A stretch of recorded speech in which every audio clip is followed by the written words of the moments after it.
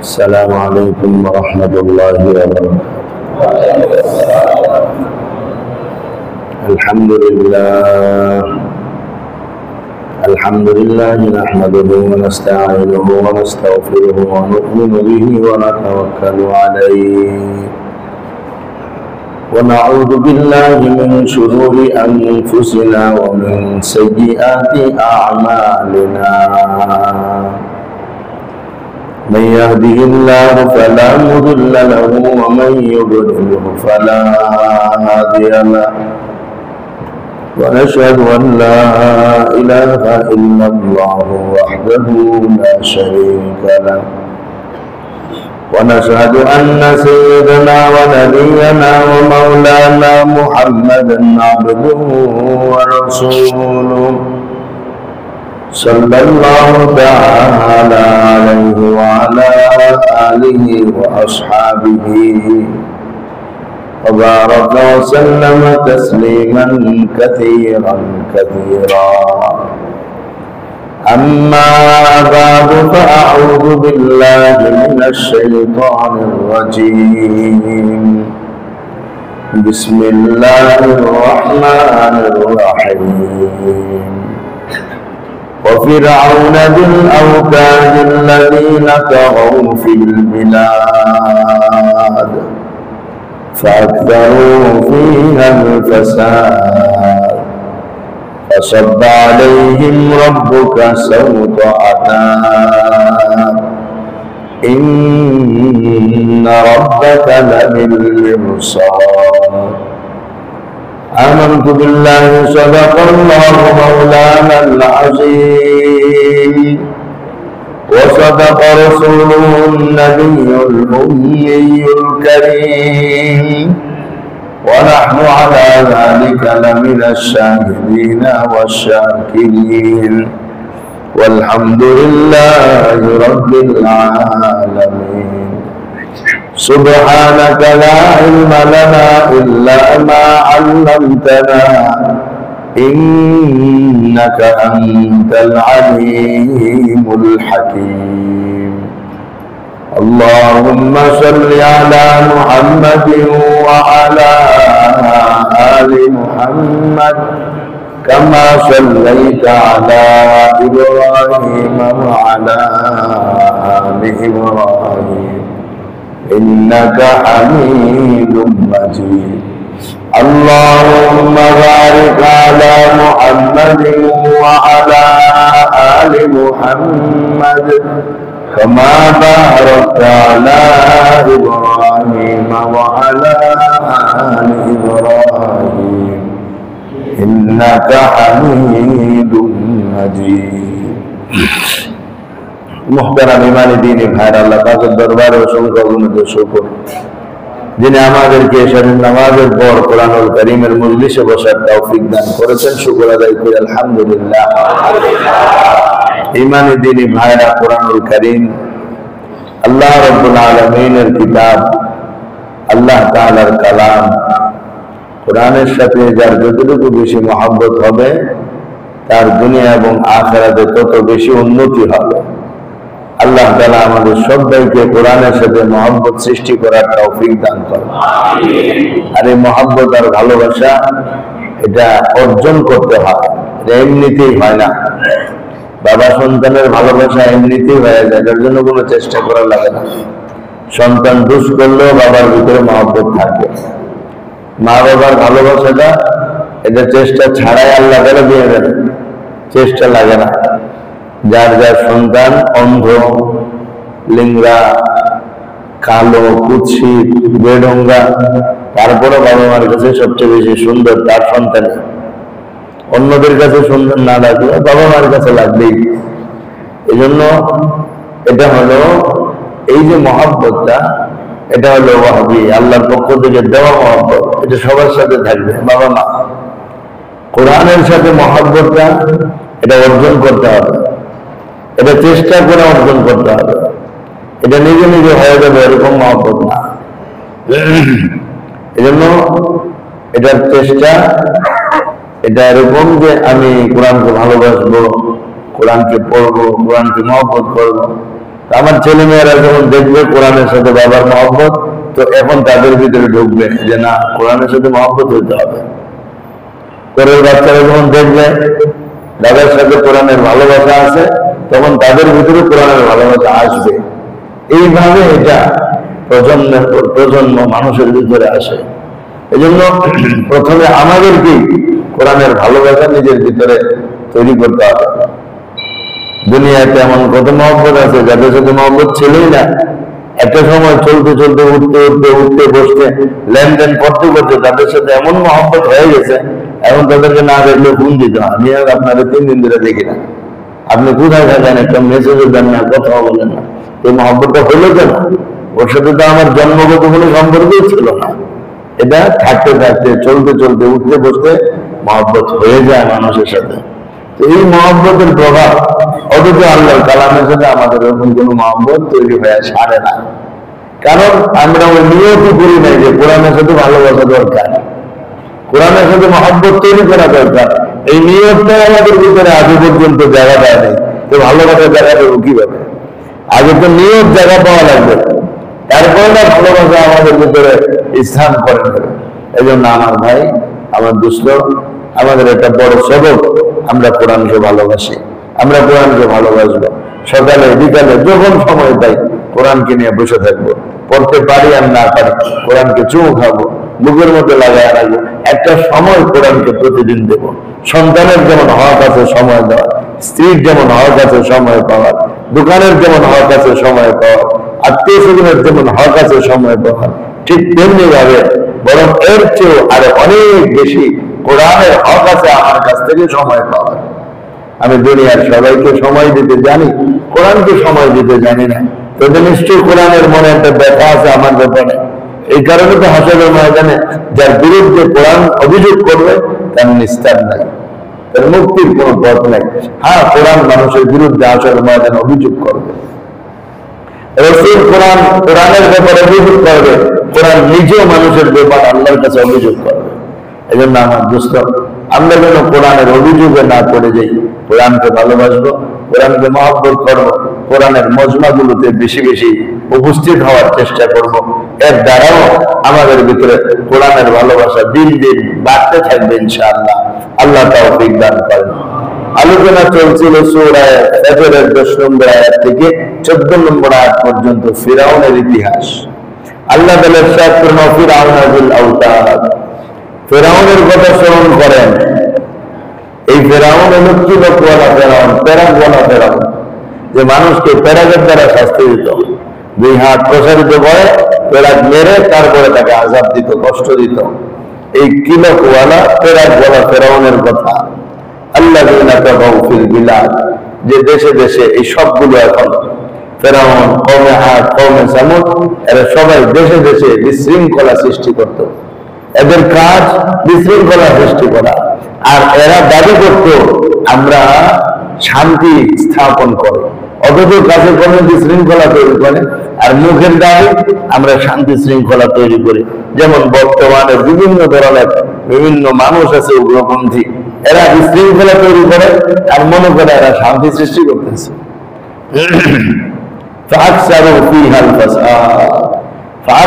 তারা বেশি করেছে, সীমা লঙ্ঘন করেছে, ফিহা পৃথিবীতে আল ফাসাদা, বিশৃঙ্খলাকে, অর্থাৎ মাত্রাতিরিক্ত বিশৃঙ্খলা তারা দুনিয়ার মধ্যে তৈরি করেছে।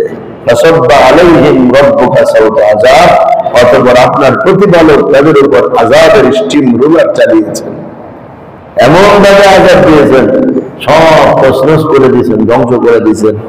ইন্না রাব্বাকা লাবিল মিরসাদ, নিশ্চয় আপনার প্রতিপালক ঘাটির মধ্যে উট পেতে বসে আছে। অপেক্ষারত যেমন বসে থাকে, ঠিক আপনার প্রতিপালক অপেক্ষার উপর বসে আছে। এমন ভাবে বসে থাকা যেমন কোন শিকারী শিকার করার জন্য বসে থাকে, ঠিক এইভাবে আল্লাহ তাআলা বসে রয়েছেন। আলোচনা চলছিল ফিরআউন সম্পর্কে, যে ফিরআউনের কাছে আল্লাহ তাআলা মূসা আলাইহিস সালামকে প্রেরণ করেছিলেন। হযরত মূসা আলাইহিস সালামের জন্মের সংবাদ সে স্বপ্নের মাধ্যমে লাভ করেছিল। এরপর থেকে সন্তানদেরকে হত্যা করেছিল, অসংখ্য অগণিত সন্তান। হত্যা করার পরও হযরত মূসা আলাইহিস সালামকে সে প্রতিরোধ করতে পারেনি। এটাই হলো রাখে আল্লাহ মারে কে। আল্লাহ যাকে বাঁচাইতে চায় তাহলে কেউ মারতে পারে না। এই বিশ্বাসে বিশ্বাসী হতে হবে। মূসা আলাইহিস সালামের জীবন থেকে আমাদের সামনে এটা পরিষ্কার হয়ে যায়। এত বড় সুপার পাওয়ার ফেরাউন সৈন্যবাহিনীর মাধ্যমে তার শত্রু হযরত মূসাকে ধ্বংস করার জন্য হাজার হাজার শিশু হত্যা করেছে, কিন্তু মূসা আলাইহিস সালাম লাগাম পায়নি। আর আল্লাহ তাআলা সেই মূসা আলাইহিস সালামের লালন পালনের ব্যবস্থা করেছেন ফেরাউনের বাড়িতে। যখন হযরত মূসা আলাইহিস সালাম ফেরাউনের বাড়িতে গেলেন তো কারো দুধ তিনি খান না।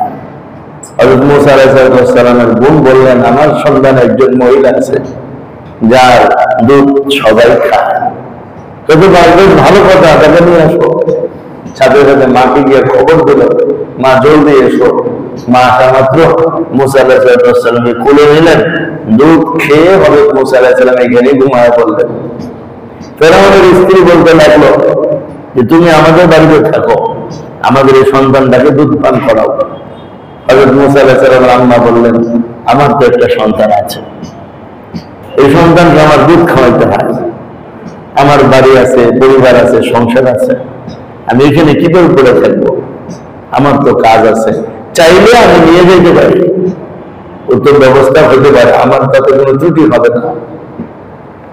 ফেরাউনের স্ত্রী আসিয়া বললো, ঠিক আছে, সন্তানকে নিয়ে যাও, প্রত্যেক মাসে মাসে বেতন বাসায় পাঠায় যাও। হযরত মূসা আলাইহিস সালাম আম্মা নিজের সন্তান মূসাকে লালন পালন করেন, আবার এই লালন পালনের উপরে বেতনের ব্যবস্থা করে দিয়েছেন আল্লাহ তাআলা। যেখানে ছিল ফেরাউন মূসা আলাইহিস সালামকে মেরে ফেলবে, সেই জায়গায় মূসার মাকে আল্লাহ তাআলা কত পুরস্কার দিলেন যে তোমার সন্তানদের দুধ খাওয়াবা, ফেরাউন আবার টাকাও দেবে, মারার তো কোনো প্রশ্নই আসে না। কেন এই কাজটা আল্লাহ করলেন? আল্লাহ বলেন, এটা আমি এই জন্য করেছি বলে তাআলামা আন্না ওয়া'দাল্লাহি হক। মূসার মা যেন এটা বিশ্বাস করে আল্লাহর ওয়াদা সত্য। মূসা আলাইহিস সালামের আম্মার কাছে আল্লাহ পাক ইলহামের মাধ্যমে ওয়াদা করেছিলেন। কি ওয়াদা করেছিলেন? যে নদীতে ভাসায়া যাও, আমি তোমার কাছে ফিরায়া যাব। লা তাহজানি ওয়া লা তাখাফি ইন্না রাদ্দুহু ইলাইকি ওয়া জাইলুহু মিনাল মুরসালিন। আমি মূসাকে তোমার কাছে ফিরায়া দেব এবং সে মূসা নবী হবে। এই ওয়াদা আল্লাহ তাআলা করছেন। আল্লাহ তাআলা আবার মূসা আলাইহিস সালামকে ফিরায়া দিয়েছেন। এটাও আল্লাহ বলছেন, ওলি তাআলামা আন্না ওয়া'দাল্লাহি হক, যেন মূসার মাইটা জায়গা রাখে যে আল্লাহ পাকের ওয়াদা সত্য, এই কারণে ফিরিয়ে দিয়েছে। পুরা কোরআনের একটাই কথা, আল্লাহর ওয়াদা সত্য। এটা বুঝাইতে চায় আল্লাহ রাব্বুল ইজ্জত। যে দুনিয়ার মানুষ হও হিন্দু, বৌদ্ধ, খ্রিস্টান, নাস্তিক আর বেঈমান, এটা মনে রাখো আল্লাহ পাকের ওয়াদা সত্য। আল্লাহ ওয়াদা করেছেন, সে ওয়াদা অবশ্যই সত্য। কিয়ামত হবে, এটা সত্য কথা। জান্নাত আছে, জাহান্নাম আছে, এটাও সত্য কথা। পুনরুত্থান ঘটবে, এটাও সত্য কথা। পুলসিরাত পার হতে হবে, সত্য কথা। মিজানে আমল নামার মাপ হবে, সেটাও সত্য কথা। হাউজে কাউসার আছে, সেটাও সত্য কথা। আল্লাহর ওয়াদা সত্য, এর মধ্যে কোনো ভুল নাই। এই কথা বুঝানোর জন্য মূসার মাকে মূসা ফেরত দিয়া আল্লাহ বুঝাইছেন, আমি ওয়াদা করেছিলাম, এইটাও তোমার হাতে ফেরত দিলাম। এই ঘটনা কিয়ামত পর্যন্ত আলোচনা হবে, আর এই ঘটনার থেকে কিয়ামত পর্যন্ত আগত মানুষ শিক্ষা নেবে যে আল্লাহ যে ওয়াদা করেন সেটা সত্য ওয়াদা হয়। আল্লাহ মিথ্যা কথা বলেন না। ইন্নাল্লাহা লা ইউখলিফুল মিআদ, আল্লাহ তাআলা ওয়াদার খেলাফ করেন না। আমার মোহতারাম দোস্ত, এটা বোঝানোর জন্য ফেরত দিয়ে দিচ্ছে। মূসা আলাইহিস সালামের মাকে যদি কিছুদিন দুধ পান করালেন, ফেরত দিয়ে দিলেন। ফেরাউনের বাড়িতে মূসা আলাইহিস সালাম চলাচল করে। এরপরে গিয়ে এক কীর্তির সাথে মারামারি হলো আরেক বনি ইসরাইলের। মূসা আলাইহিস সালাম সাহায্য করলেন, এক ঘুষি দিলেন ফেরাউনের বংশের লোকটাকে, সেগুলো মরে। তো মূসা আলাইহিস সালাম আশ্চর্য হয়ে গেলেন যে ঘুষি একটা দিলাম মাত্র, এতেই সে মরে গেছে। এরপরে কে মারল, এটার জন্য তদন্ত শুরু হয়েছে, কিন্তু জানে তো মাত্র দুইজন। মূসা আলাইহিস সালাম জানেন, আর তার বংশের লোকটা জানেন। আর কীর্তিত ফেরাউনের বংশ তো মরে গেছে, তথ্য আর পাওয়া গেল না। পরের দিন আবার সেই বনি ইসরাইল আরেক কীর্তির সাথে ঝগড়া। মুসা আলাইহিস সালামকে ডেকে ডাক দিলেন। ডাক দেওয়ার পরে মুসা আলাইহিস সালাম বললেন, তুমি প্রতিদিন ঝগড়া করো। এই যে আঙ্গুল উঠায় তাকে বলছে তুমি প্রতিদিন ঝগড়া করো। সে মনে করছে না জানি আজকে আমার ঘুষি দেয় কিনা। এই জন্য সে বলে আমি কিন্তু বলে দেবো কালকে যে তুমি ঘুষি দিয়ে মানুষ মেরে ফেলছো। এই কথা শুনে ফেলছে ওই কীর্তি লোকটা। শুনে একবারে ফেরাউনের বাড়ি থেকে জানায় দিছে যে কালকে যে দুর্ঘটনা ঘটছে এটার হত্যাকারী আপনার ছেলে মুসা। এখন ওইখানে সাথে সাথে মিটিং করছে। মিটিং এর মধ্যে ফয়সালা হয়েছে মুসা আলাইহিস সালামকে ধরে মেরে ফেলা হবে, হত্যা করা হবে। ওইখান থেকে মিটিং এর মধ্যে একজন লোক ছিল যে নিজে মুসলমান ছিল, মুসা আলাইহিস সালামের উপর ঈমান রাখত, কিন্তু তার ঈমান সে প্রকাশ করে নাই, গোপনে গোপনে মুসলমান ছিল। ওই লোক অন্য রাস্তা দিয়ে শর্টকাটে এসে মুসা আলাইহিস সালামকে বলছেন, জলদি আপনি এলাকা থেকে বের হন, আমি দেখে যাচ্ছি ফেরাউন আপনার বিরুদ্ধে সৈন্য পাঠাচ্ছে, আপনাকে ধরা মাত্রই জবাই করে ফেলা হবে, আপনাকে হত্যা করা হবে, আপনার এলাকা থেকে বের হয়ে যাবে। হযরত মুসা আলাইহিস সালাম এইখান থেকেই বের হয়ে গেলেন। ফাখরাজা মিনহা খাইফান ইয়াতারাক্কাব, ভয়ে ভীত সন্ত্রস্ত হয়ে মুসা আলাইহিস সালাম এলাকা ছাড়তেছেন। এই যে ভয়, এই ভয় নবুয়তের পরিপন্থী না, এটা মানুষ সুলভ ভয়। রাসূল পাক সাল্লাল্লাহু আলাইহি ওয়াসাল্লামের কাছে ওহী আসছে, তখন তিনিও ভয় পেয়ে গেছেন। ফারাজা ইলা খাদিজাতা, স্ত্রী আম্মা জান খাদিজার কাছে গেছেন, এমন অবস্থায় যে নবীজির শরীর কাঁপতেছিল ভয়ে। এটা মানবিক ভয়, এটা সবার ভিতরে থাকতে পারে, এটা কোনো দোষের কিছু না।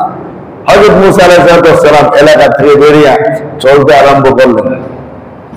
এক সপ্তাহ টানা চললেন, ফেরাউনের সীমানা অতিক্রম করে চলে গেলেন। যাইতে যেতে সে মাদিয়ান শহরে উপনীত হইলেন। মাদিয়ান শহরে যাওয়ার পর মানুষ দেখলেন তিনি এক জায়গায় গাছের নিচে দাঁড়ালেন। দেখলেন একটা কূপ, ওই কূপ থেকে রাখালরা বকরিদেরকে পানি খাওয়াচ্ছে, আর দুটো মেয়ে দূরে দাঁড়িয়ে আছে। এরা এদের ছাগলগুলোকে আটকায় রাখছে, ছাগল পানি খেতে আসতে চায়, ওনারা এগুলোকে আটকায় রাখেন। মুসা আলাইহিস সালাম কাছে গেলেন, জিজ্ঞেস করলেন তোমরা পানি খাওয়াও না? ওই যুবক ছেলেরা চলে গেলে তারপর আমরা পানি পান করাবো। এই ছেলেদের ভিড়ে আমরা আমাদের বকরিদেরকে পানি পান করাই না, সভ্যতা শিখা দরকার। ছেলেদের ভিড়ে মেয়েরা পানি পান করাইতে আসে না, এটার নাম সভ্যতা। সভ্যতা এটার নাম না ছেলেদের ঠেইলা ভিতরে প্রবেশ করব আর স্লোগান দিব সমান অধিকার, এটার নাম অসভ্যতা। আজকে আমাদেরকে অসভ্যতা শেখানো হচ্ছে, সমান অধিকারের নামে অসভ্য বানানো হচ্ছে, আমাদের সমস্ত মেয়েদেরকে অসভ্য বানায় ফেলতেছে না। সভ্যতা তো কোরআন শিখা। এই ঘটনা কোরআন কি জন্য আমাদের শিখাইছে, কি জন্য শোনাইছে? নিশ্চয়ের মধ্যে শিক্ষা আছে। আর শিক্ষা এটাই, মেয়েরা পিছনে থাকবে, ছেলেরা তাদের কাজ করে চলে যাবে, তারপরে মেয়েরা এসে তাদের কাজ করবে না। সমান অধিকার, এক টেবিলে বসে পড়তে হবে, এক টেবিলে বসে কাজ করতে হবে, এক কম্পিউটার দুজনে মিলে পড়তে হবে। এগুলো সব অসভ্য নোংরা বানানোর জন্য মুসলমান জাতিকে পুরো ফস নামায় দিচ্ছে। আর আমাদের রুচি আর মেজাজের মধ্যে এটাই মনে হয় এটা তো স্বাভাবিক জিনিস, এটার বিরোধিতা মোল্লা মৌলবীরাই করে, আমরা বিরোধিতা করি না। এটার বিরোধিতা আল্লাহ করতেছেন কোরআনের মধ্যে, ইসলামের কথা এটা। আমাদের স্কুল কলেজ ভার্সিটিতে সম্পূর্ণ পৃথক ব্যবস্থা করা দরকার। এগুলো হবে না তো এখন হিন্দুদের খাদ্য পরিণত হচ্ছে মুসলিম মেয়েরা। এতদিন মুসলমান ছেলেদের সাথে কুকর্ম করেছে, এখন হিন্দুদের সাথে অপকর্ম করতেছে। সবাই খালি করবে এটা কি, আরে এটা কিভাবে বাধা দিব? আমাদের মুসলিম মেয়েরা কেন তাদের সামনে নিজেদের দেওয়া তুলে দেয়? এতটুকু লজ্জা শরম মুসলিম মেয়েদের ভিতরে নাই কেন? আমরাই তো ব্যর্থ, আমাদের মেয়েদের ঠিক করতে পারি নাই, আমরা হিন্দুদেরকে কিভাবে ঠিক করবো? সভ্যতা কোরআন শিখা।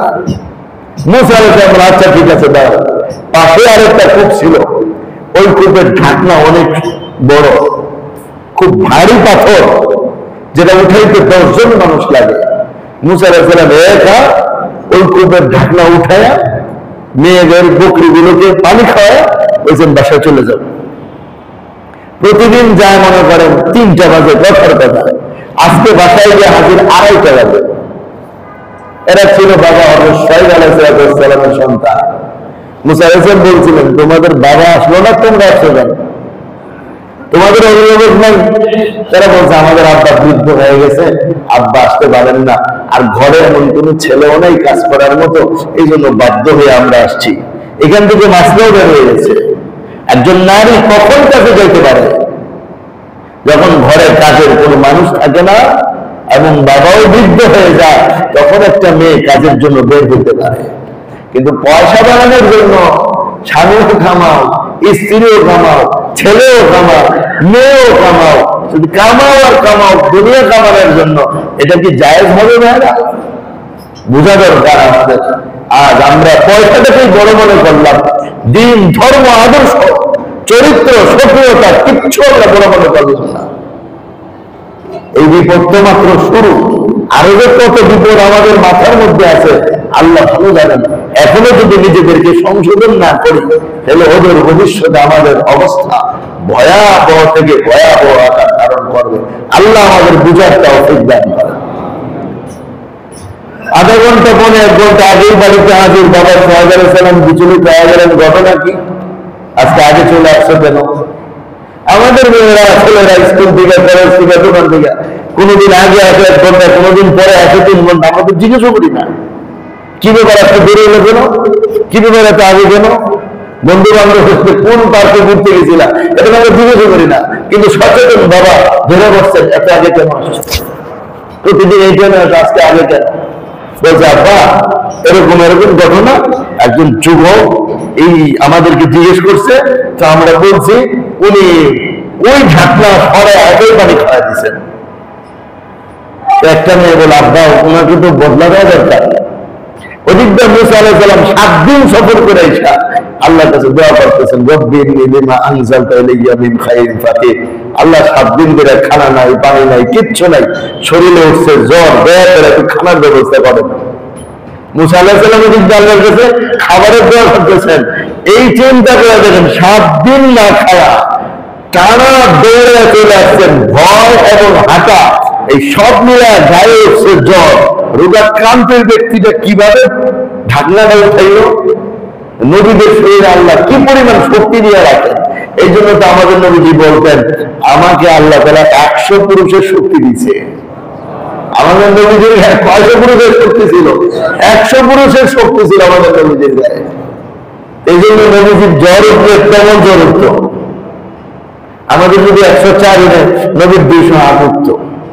কারণ নবীজি বলছেন সব ডবল, জ্বর উঠলেও ডবল, কারণ শক্তি বেশি, ক্ষমতা বেশি, এই জন্য জ্বরের মাত্রাও বেশি। তো যাই হোক, মুসা আলাইহিস সালাম এদিন আল্লাহর কাছে দোয়া করতেছেন, আল্লাহ ফকির মানুষকে খাওয়ান দেন, রব্বি ইন্নী লিমা আনজালতা ইলাইয়া মিন খায়রিন ফাকির। আল্লাহ তাআলা দোয়া কবুলের কৌশল দেখেন। ওদিকে মেয়েটা গিয়ে বাবাকে বললো, আব্বা বদলা দেওয়া দরকার, এত সুন্দর করে আমাদের পানি পান করা দিছে, আমাদের দিকে একবারও তাকায় নাই। এখান থেকে যুবকের শিক্ষা গ্রহণ করা দরকার। রাস্তায় শুধু মেয়েদের দিকে তাকায় থাকে। মুসা আলাইহিস সালাম অবিবাহিত যুবক ছিলেন, আর গায়ের শক্তির পরিমাণ চিন্তা করে দেখেন, কিন্তু একবারে মেয়েদের দিকে দৃষ্টি দেন নাই, কথা বলছেন নিচের দিকে তাকায়। আর আপনি আমি বলবো, হয় একটা মানবতা আছে না, আমার দিকে কথা বলতেছে, আমি একবারের জন্য তার দিকে কত বড় অমানবিক আচরণ। আল্লাহ আমাদের বুঝার তৌফিক দান করেন। আফগানিস্তানের মন্ত্রী ভারতে গেছে, বলছে নারী সাংবাদিক থাকতে পারবে না, দুনিয়া কিয়ামত বানায় ফেলে গেছে, কিন্তু বেচারার ভিতরে কিয়ামত হয়নি, এক কথা নারী সাংবাদিক আসতে পারবে না। এটার নাম ইসলাম। পর্দা তো পর্দা, ফরজ ফরজই, আবার সাংবাদিক আসুক না কোনো সাংঘাতিক আসুক, পর্দা পর্দায়। আল্লাহ আমাদের বুঝার তৌফিক দান করেন। আমরা কাফের মুশরিকদের নিয়ম কারণ আর আইনের ভিতরে থাকতে থাকতে আমাদের মস্তিষ্ক নষ্ট হয়ে গেছে। এখন আমরা খালি মানবতা খুঁজি, পরামানবতা খুঁজে না। এই যে টঙ্গির ইমাম সাহেবের নিয়ে ধরে নিয়ে ফুটে মেরে ফেলায় রাখো, মানবতা কোথায় গেল? আপনি ধরে দেখেন না একটা হিন্দুরে, কালকে বাংলাদেশ অচল করে ফেলবে, তখন আর মানবতার স্লোগান আমাদের মধ্যে থাকে না, তখন আমরাই অমানবিক হয়ে যাই। আর এখন ওরা তারপরও মানবিক। আল্লাহ আমাদের বুঝার তৌফিক দান করেন। তো মুসা আলাইহিস সালামের এই মেয়ে বললো বাবাকে, বাবা বলতো ঠিক আছে যাও, দুজনের যে কোনো একজন আসছে। আগে দেখে মুসা আলাইহিস সালাম ওইখানেই বসা, যা বললেন আপনাকে আমার আব্বা যাইতে বলছে, আপনি যে উপকার করছেন আমাদেরকে, আব্বা তার বদলা দেবে। তো মুসা আলাইহিস সালাম বলছেন দেখো আমরা উপকার করি বদলা নেওয়ার জন্য না, তোমার আব্বাকে তো মুরব্বী মানুষ ডাকছে এই জন্য যাই, বদলা নেওয়ার জন্য যাই না।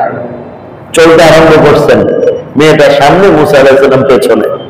একটু পরে ডাক দিয়ে মুসা আলাইহিস সালাম বললেন তুমি পেছনে যাও, আমি সামনে থাকি, তুমি আমাকে ডান বাম বলে দিবা, আমি চলতে থাকবো। কেন এটা বলছেন? নিজের চোখকে হেফাজত করার জন্য। কতটা আমানতদার ছিলেন আল্লাহ নবী মুসা আলাইহিস সালামের কিচ্ছার জন্যই শুধু শোনান না, শিক্ষা নেওয়ার জন্যই শোনাইতেছেন।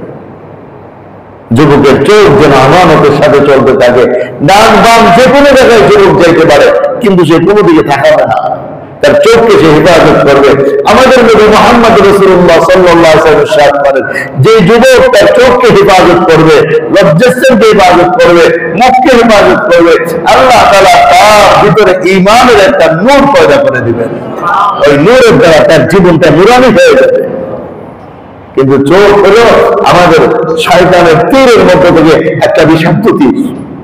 তীর যেমন কোথাও বিঁধে গেলে ওই জায়গার অবস্থা কঠিন হয়ে যায়, আমাদের চোখ কোথাও বিঁধে গেলে আমাদের অন্তরের অবস্থা কঠিন হয়ে যায়। হাজার হাজার যুবক অবৈধ প্রেমের সাথে জড়িত, হাজার হাজার মুসলিম যুবতী অবৈধ প্রেমের সাথে জড়িত। কিসের দোষ? একমাত্র বদনজরি, এই চোখ হেফাজত না থাকার দোষ। কত বারেক পুরুষ বিবাহ শাদী করছে, সন্তান পর্যন্ত আছে, এরপরে পরকীয়ায় লিপ্ত। কিসের দোষ? এই চোখের বদনজরের দোষ। এজন্য কোরআন বলছে কুল্লিল মুমিনিনা ইয়াগুদ্দু মিন আবসারিহিম, এই মুমিনদেরকে বলে দেন আমার নবী এরা যেন এদের চোখকে সংযত রাখে, ওয়া ইয়াহফাযু ফুরুজাহুম, লজ্জাস্থানকে হেফাজত করে। মুমিনদেরকেও বলেন, মুমিন নারীদেরকেও বলেন চোখটাকে হেফাজত করা। আমরা যদি আমাদের চোখকে হেফাজত করতে পারি, ঈমানের মজা আমরা পাইতে থাকবো ইনশাআল্লাহ, তিলাওয়াতের মজা পাইতে থাকবো, নামাজের মজা পাইতে থাকবো, পড়ালেখার মজা পাইতে থাকবো, ব্যবসা বাণিজ্য করেও মজা পাইতে থাকবো। আর চোখ যদি হেফাজত না হয়, কোনো কাজেই মজা আসবে না, সব কাজে আমাদের ক্ষতি হতে থাকবে। তো আসলেন বাড়িতে, আসার পর দেখা করলেন, সমস্ত ঘটনা শুনাইলেন। তখন তিনি বলেন ইন্নাকা মিনাল আমিরিন, পেরেশানির দরকার নাই, আপনি নিরাপদ জায়গায় চলে আসছেন, আমার বাড়িতে থাকেন আপনি। মেয়ে একটা বাবাকে বলছিল আব্বা ওনাকে কর্মচারী হিসেবে রেখে দেন। ইন্না খায়রা মান ইস্তাজারতাল কবিয়্যুল আমিন, আপনি যাকে কর্মচারী হিসেবে রাখবেন এর মধ্যে দুইটা গুণ থাকা দরকার, আর এই দুটোটা গুণ তার মধ্যে আছে। কি গুণ? একটা হলো ইন্না খায়রা মান ইস্তাজারতাল কবি, যে কাজ আপনি দিবেন ওই কাজের শক্তি থাকা লাগবে। 2 নম্বর আমিন, বিশ্বস্ত হওয়া লাগবে। আব্বা শক্তিও আছে পর্যাপ্ত, আর আমানতদারিও আছে পরিপূর্ণভাবে। শক্তি আছে বুঝলো কিভাবে? ওই যে ঢাকনা ছড়ায় রয়েছে। আমানতদারি আছে বুঝলো কিভাবে? ওই যে রাস্তায় পিছনে পাঠায় দেয়, নিজে সামনে চলছে। যার চোখ হেফাজত করতে পারে তিনি টাকাও হেফাজত করতে পারবেন। যিনি চোখকে সংবরণ করতে পারেন উনি দুর্নীতিও করতে পারেন না, কারণ চোখের দুর্নীতি দিয়ে না করে অর্থের দুর্নীতি সে কিভাবে করবে? তো চাকরি দেওয়ার জন্য 2টা গুণ, ভাই কয়টা গুণ? মাফ করে দিন, আপনারা সবাই চাকরিজীবী, সামনে আপনারা ঘরে চাকরি দিলে 2টা গুণ দিয়ে দিবেন। 1 নম্বরে শক্তি থাকা লাগবে কাজের, 2 নম্বরে আমানতদারি থাকা লাগবে। এটা কোরআন আমাদেরকে শিক্ষা দিচ্ছে। যদি এই 2 গুণে গুণান্বিত হয় কর্মচারী, ওই রাষ্ট্রে দুর্নীতি থাকতে পারে না। গুণ কয়টা লাগবে? 1 নম্বরে শক্তি। এখন ডুপ্লিকেট জামানা, ডুপ্লিকেট নিউ মার্কেট দিকে সব সার্টিফিকেট বানায় নিয়ে আসছে। একজনের বইয়ের পাস করছে, আমার নামে সার্টিফিকেট তৈরি হয়ে গেছে। এখন আমরা দেখছেন ঠিক আছে বইয়ের সার্টিফিকেট, আমার শক্তি নাই, কিন্তু 2 নম্বর সার্টিফিকেট দিয়ে আমি চাকরি নিতেছি, অভাব নাই ভাই। 2 নম্বর আমানতদারি, এটার তো কোনো সার্টিফিকেট নাই। আমানতদারির তো কোনো সার্টিফিকেট নাই, ওটা পরীক্ষা করে বের করতে হবে সে আমানতদার কিনা। কোরআন 2 জায়গায় এই কথাটা বলছে। চাকরি দেওয়ার গুণ 2টা, এক শক্তি থাকা লাগবে, আমানতদারি থাকা লাগবে। ইউসুফ আলাইহিস সালাম যখন মিশরের বাদশার কাছে বলছিলেন এই সমস্যা হবে দেশের মধ্যে, দুর্ভিক্ষ লাগবে দেশের মধ্যে, তখন বাদশা বিচলিত হয়ে গেছেন, আমি এখন কি করি? ইউসুফ আলাইহিস সালাম বলছেন, আমাকে খাদ্যমন্ত্রী বানান, আমার ভিতরে বুদ্ধিও আছে, শক্তিও আছে, আর আমি আমিন এবং বিশ্বস্ত, টেনশনের কোনো কারণ নেই। কোরআনের দুই জায়গা আমাদেরকে এই ঘটনা দিতে জানা গেছে যে চাকরি কাউকে দিতে হলে দুইটা গুণ লাগবে, এক কাজের শক্তি লাগবে, 2 নম্বর আমানতদারিতা লাগবে। তো এবার বলেন যে ঠিক আছে, তাহলে তোমার সাথে আমার একটা চুক্তি হবে, আমি আমার একটা মেয়েকে তোমার কাছে দিয়ে দিতে চাই, বিনিময়ে 8 বছর আমার বকরিগুলো চড়াইতে হবে, এরপরে আরো 2 বছর তুমি যদি চাও চড়াইতে পারো, আমার কোনো আপত্তি নেই। 10 বছর পুরা করলে তোমার ভালো হবে, আর 8 বছর পুরা করলে তুমি করতে পারো। ইনি বললেন আচ্ছা ঠিক আছে, আমি যে কোনো একটা পুরা করবো। এরপরে এক মেয়ের সাথে বিবাহ দিয়ে দিলেন। মুসা আলাইহিস সালাম এখন শ্বশুর বাড়ির মেহমান হয়ে গেলেন, আসছেন ফেরাউনের ভয়ে, আগে শ্বশুর বাড়িতে দিয়ে গেছেন, মেহমানদারি চলতেছে, শ্বশুর বাড়ির মেহমান। 8 বছর পার হওয়ার পর আরো 2 বছর তিনি করছেন। এখন এই যে 2 বছর অতিরিক্ত করতেছেন, এটার জন্য মুসা আলাইহিস সালামের শ্বশুর ওনাকে বলছিলেন, এই বছর যত ছেলে বকরি হবে সব তুমি বাবা। তো দেখা গেছে সব যত বকরি জন্ম হয়েছে সব ছেলে, পরের বছর যত মেয়ে হবে সব তোমার, সব মেয়ে হয়েছে। তো 2 বছরের বিশাল বকরির মালিক হয়ে গেছেন। এই বিশাল বকরি নিয়ে তিনি মিশরের দিকে রওনা হবেন। 10 বছর পুরো হয়ে গেছে। শুআয়ব আলাইহিস সালাম যাওয়ার সময় একটা লাঠি দিয়ে দিলেন, এই লাঠিটা নিয়ে যাও, পাহাড়ি অঞ্চল দিয়ে চলাফেরা করবা, বাঘ ভাল্লুক আসতে পারে, লাঠিটা রাখতে কাজে লাগবে। ওই লাঠি নিয়ে যাইতে যাইতে যখন তুর পাহাড়ের পর্বতের কাছাকাছি গেলেন, তুর পর্বতের কাছে, ওইখান থেকে স্ত্রীর প্রসব বেদনা জাগলো, প্রসব বেদনা উঠলো। তিনি বললেন যে তুমি অবস্থান করো, আমি ওই যে পাহাড়ে আগুন দেখতেছি, আগুন নিয়ে আসি। পাহাড়ে আগুন আনতে গেছেন, লাঠি একটা নিয়ে, লাঠির মধ্যে আগার মধ্যে কতগুলো শুকনা পাতা বেছে তিনি আগুনের মধ্যে লাঠি দিতে আরম্ভ করছেন। এমনি দেখে যে আগুন এখানে থাকে, ওখানে লাঠ দিয়ে চলে যায়। জীবনে মুসা আলাইহিস সালাম কত আগুন দেখছেন, এমন আগুন তো আর দেখেন নাই যে লাঠির মধ্যে লাগাইবার আগে আগুন ওদিকে চলে যায়, আবার ওইখানে লাগালে ওইখানে চলে যায়। এইভাবে আগুন গাছের মধ্যে ছুটাছুটি করতেছে। মুসা আলাইহিস সালাম পেরেশান হয়ে গেছেন যে আগুন ধরতে পারি রাখেন। এরই মধ্যে থেকে আওয়াজ আসলো, ইন্নানি আনাল্লাহ লা ইলাহা ইল্লা আনা ফাবুদনি আকিমিস সালাতা লিযিকরি। এ মুসা, আমি তো তোমার প্রভু, আমি ছাড়া কোনো ইলাহ নাই।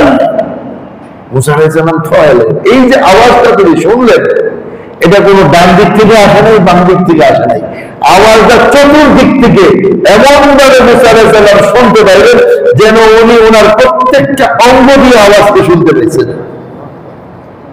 মানুষের আওয়াজ হলে যে কোনো সাইড থেকে আসবে, কিন্তু আল্লাহর আওয়াজ তো এটা কোনো সাইড থেকে আসে নাই, চতুর্দিক থেকে আওয়াজটা মুসা আলাইহিস সালামের কাছে আসছেন। ওই সময় মুসা আলাইহিস সালামকে আল্লাহ তাআলা নবুয়ত দিলেন, বললেন যাও ফেরাউনের বাড়িতে যাও। এরপরে তিনি বাড়িতে বসলেন, মায়ের সাথে দেখা করলেন, ভাইকে নিয়ে ফেরাউনের কাছে যাবেন। মা চিৎকার দিয়ে বলতেছে, বাবা এই রাত্রেবেলা ফেরাউনের কাছে যাইস না, ও তোর মেরে ফেলাইবে। বাবা তো বাবাই, মা তো মা, ঠিক না? নবুয়ত নিয়ে বাড়িতে হাজির, মা বলতেছে বাবা এই রাত্রেবেলা ফেরাউনের বাড়ি যাইস না। সকালবেলা ভাইকে নিয়ে ফেরাউনের বাড়িতে গিয়ে দাওয়াত দিলেন। লম্বা চূড়া কাহিনী। ফেরাউন দাওয়াত অস্বীকার করলো। মাঝখানে জাদুঘরদের মাধ্যমে জাদুর প্রতিযোগিতা হলো। মুসা আলাইহিস সালাম ফেরাউনের জাদু বাহিনীকে বললেন, তোমরাই আগে তোমাদের জাদুগুলো ছাড়ো, আমি আমারটা পরে দেখাবো। সব জাদুকররা যখন তাদের জাদু ছেড়ে দিল, মুসা আলাইহিস সালাম শুধু লাঠিটা ছেড়ে দিলেন, সাথে সাথে সাপ হয়ে সমস্ত জাদুকরদের জাদুকে এক মুহূর্তের মধ্যে গিলে ফেললো। সব জাদুকর সেজদায় পড়ে গেল, বলে আমান্না বিরব্বি হারুন ওয়া মূসা, আমরা মূসা হারুনের রবের উপর ঈমান আনলাম। হাজার হাজার 70,000 জাদুকর মুহূর্তের মধ্যে মুসলমান হয়ে গেল। ফেরাউন বলে, কি তোমরা মুসলমান হয়ে গেছো? আমার অনুমতি ছাড়া? মূসা তোমাদের বড় হুজুর না, দাঁড়াও মজা দেখাইতেছি।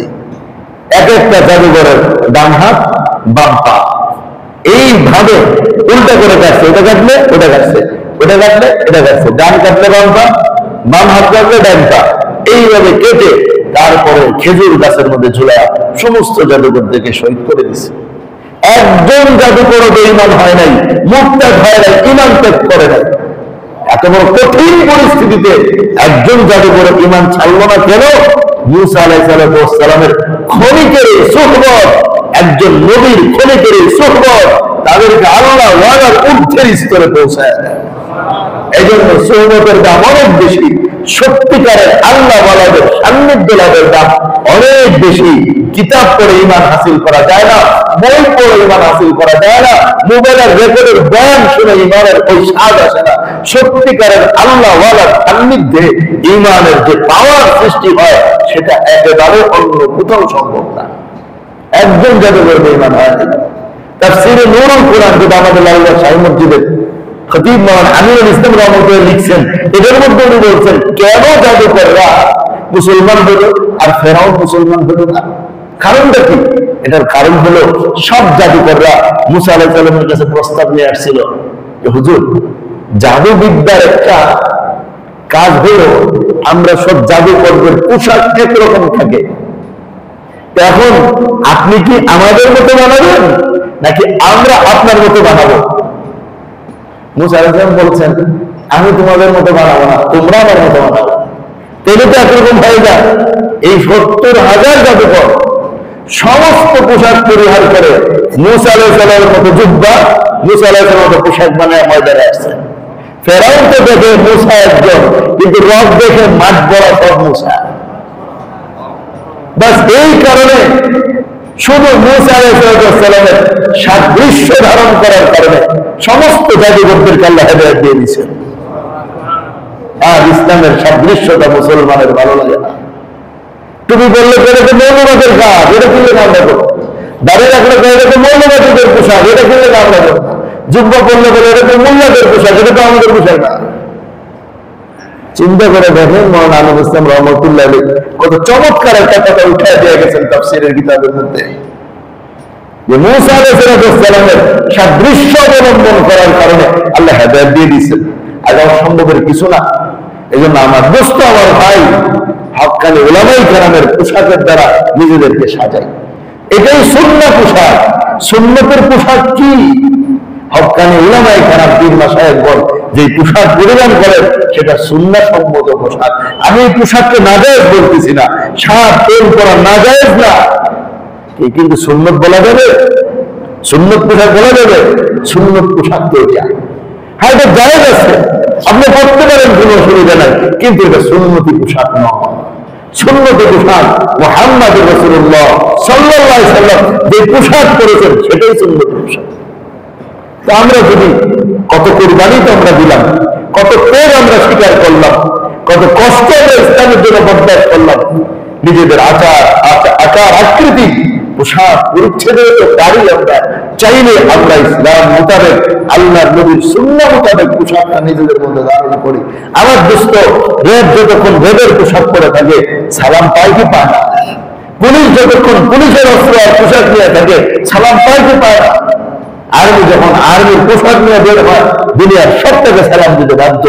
আর্মি আসছে, কিন্তু খুলে আসো, খুলে আসলে দাম পাবে।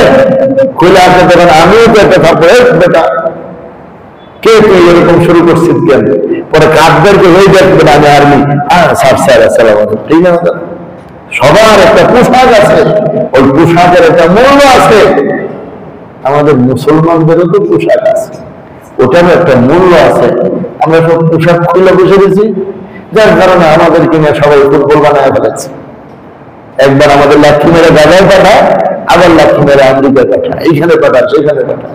আমার দোস্ত, ওই পোশাককেও মূল্যায়ন করা দরকার। ইনশাআল্লাহ ওই সাদৃশ্যতার কারণে আল্লাহর কাছে আমাদের পক্ষে দয়া হবে, আর ওই দয়ার মাধ্যমে আমাদের জন্য দুনিয়াকে আল্লাহ শক্তি যোগায় দেবেন। যেমন মুসা আলাইহিস সালামের পোশাকের কারণে এদেরকে আল্লাহ হেদায়েত দিয়ে দিয়েছেন। এরপর তো ফেরাউন মেরেই ফেললো, সব মারার পর এবার মুসা আলাইহিস সালামের ব্যাপারে ফেরাউনের সিদ্ধান্ত ইনশাআল্লাহ সামনে আলোচনা করবো। এটা আগামী শুক্রবার হলো, মাসের শেষ শুক্রবার। আগামী শুক্রবার আমি তাফসীর আসতে পারতেছি না,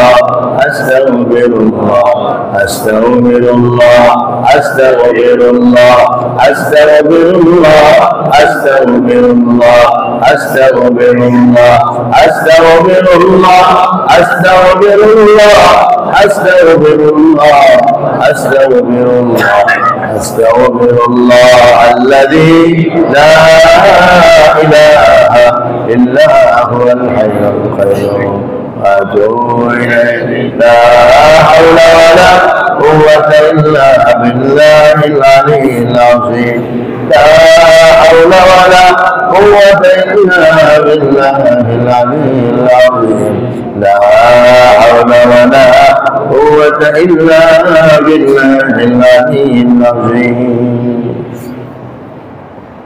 اللهم انت السلام وانت السلام تبارك يا جلال الكرام ربنا ظلمنا انفسنا وان لم تغفر لنا وترحمنا لنكونن من الخاسرين ربنا آتنا في الدنيا حسنة وفي الآخرة حسنة وقنا عذاب النار رب اغفر لي ولوالدي وللمؤمنين يوم يقوم الحساب حسبنا الله ونعم الوكيل نعم المولى ونعم النصير اللهم اغفر لنا في الامور كلها واجرنا من خزي الدنيا وعذاب الاخره اللهم واقعة كواقية الولي اللهم نقنا من الذنوب كما ينقى الثوب الأبيض من الدنس اللهم باعد بيننا وبين خطايانا كما باعدت بين المشرق والمغرب اللهم آت نفسي تقواها وزكها أنت خير من زكاها أنت وليها ومولاها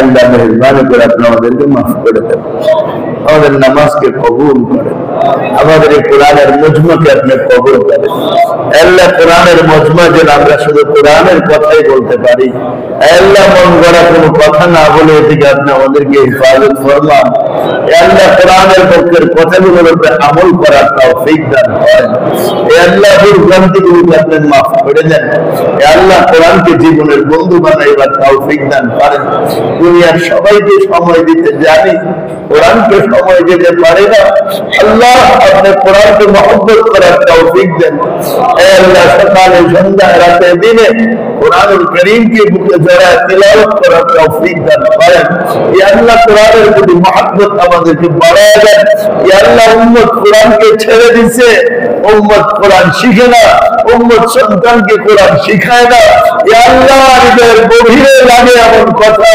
কোরআনের দ্বারা আপনি তাদের কানে পৌঁছায় দেন ইয়া আল্লাহ কোরআনের জন্য জীবনটাকে লক্ষ্য করার তৌফিক দান করেন ইয়া আল্লাহ কোরআনের মহব্বত ছড়ায় দেন ঘরে ঘরে কোরআনের মহব্বত ছড়ায় দেন ঘরে ঘরে কোরআন তিলাওয়াত করবে ওয়ালা তৈরি করে দেন ইয়া আল্লাহ কোরআন যেন আমাদের জীবনের সবকিছু হয় ওইভাবে আমাদেরকে আগে বাড়বার তৌফিক দান করেন কোরআনের তিলাওয়াত শুনে কত মানুষ কাঁদতে কাঁদতে হেদায়েত পেয়ে গেছে কত কাফেরের অন্তর হেদায়েত পেয়ে গেছে কত সত্যের হৃদয় নরম হয়ে গেছে ইয়া আল্লাহ আমাদের দ্বারা কোরআনের দ্বারা আমাদের কিছু হয় না ইয়া আল্লাহ আমাদেরকে হৃদয় দিয়ে কোরআন শুনবার তৌফিক দেন ওই মহব্বত নিয়ে কোরআন পড়বার তৌফিক দেন হে আল্লাহ আপনার কালামের সাথে আমাদের সম্পর্ক জুড়ে দেন ছোট্ট জীবনটাকে কোরআন মোতাবেক সাজাইবার তৌফিক দান করেন ইয়া আল্লাহ আমাদের ছেলে মেয়েদেরকে কোরআনুল কারীম মহব্বত করবার তৌফিক দান করেন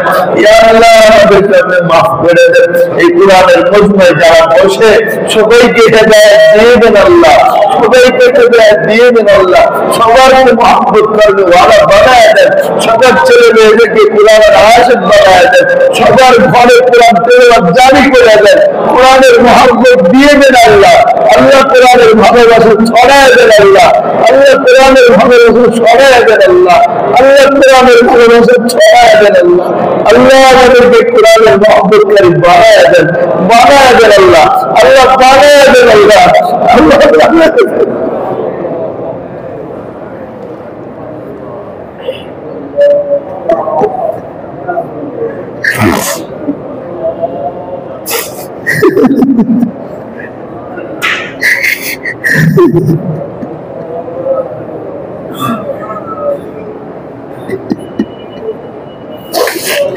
মোবাইলকে কত সময় দিই আমরা, পত্র পত্রিকার পিছনে কত সময় দিই, আল্লাহ খবর শুনতে গেলে কত সময় দেয় মানুষ,